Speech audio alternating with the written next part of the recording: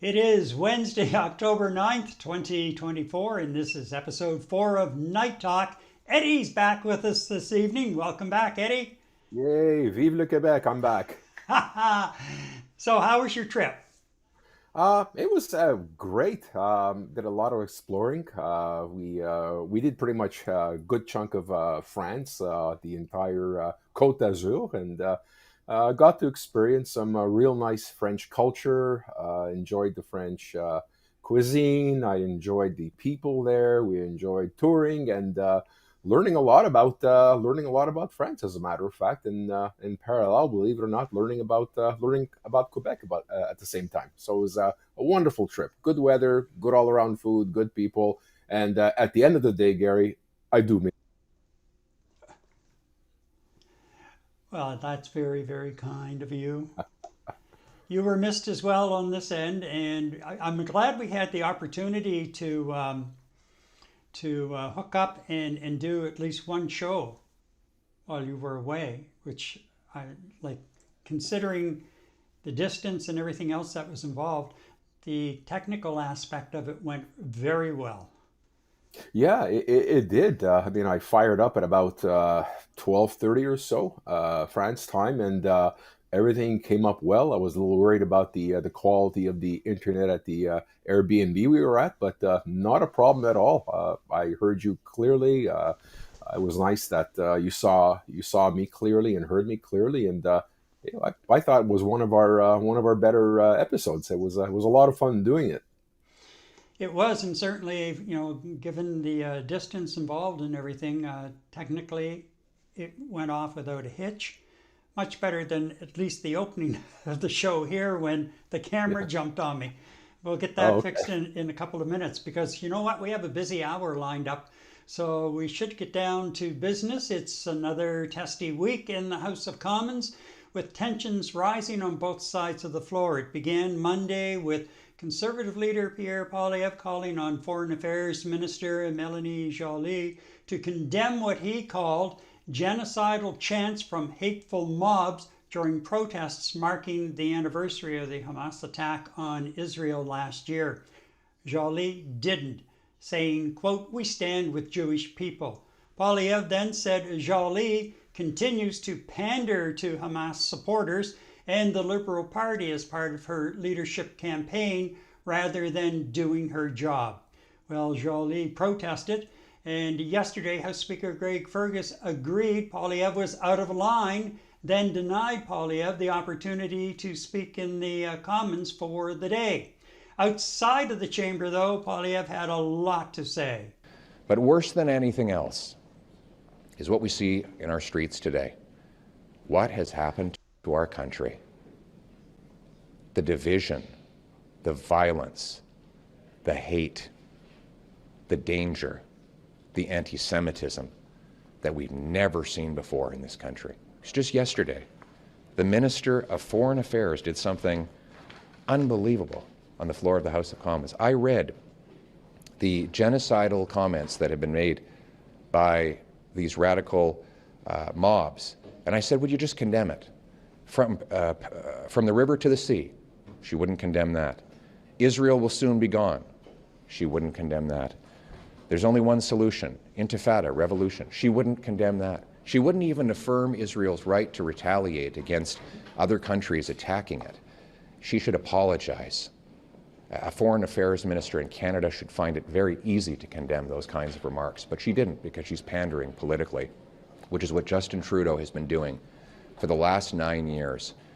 Today, we see that on our streets, the organization Samadoun, which is a front for the PFLP, has been fomenting these violent and horrific protests and mob actions.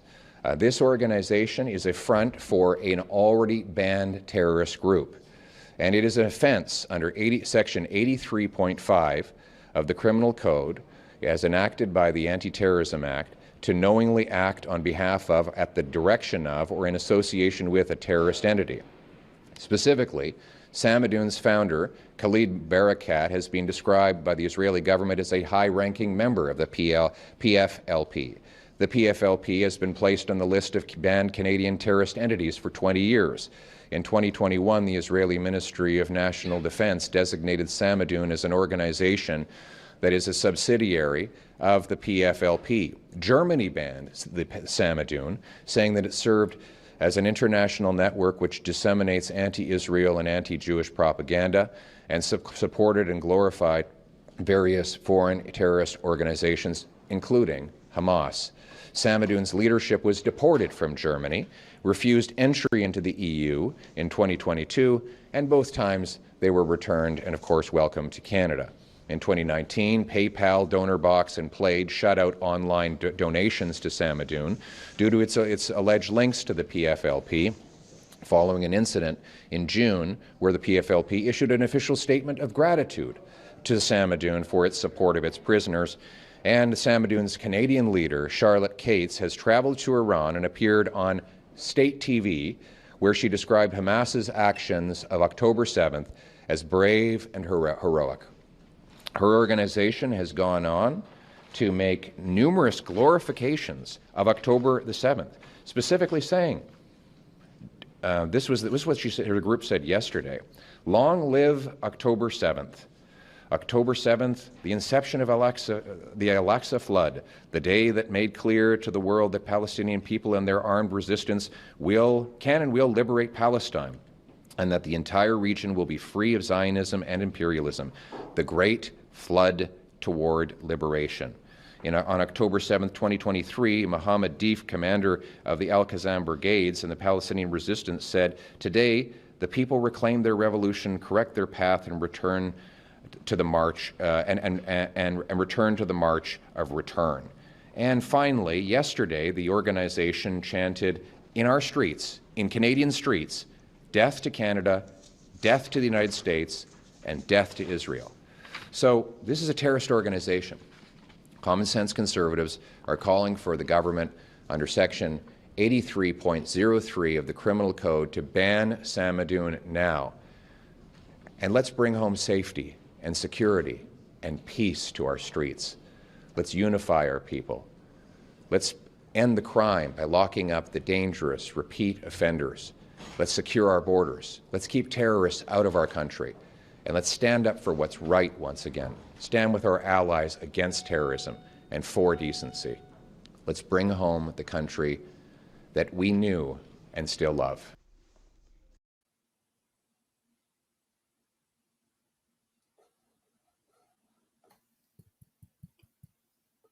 We got a technical problem, Gary. I don't hear a word you're saying.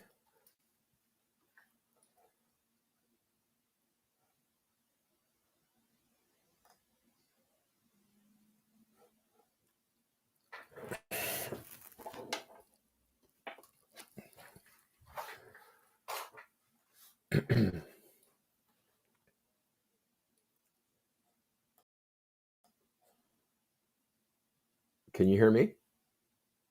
Yeah, I can't hear you.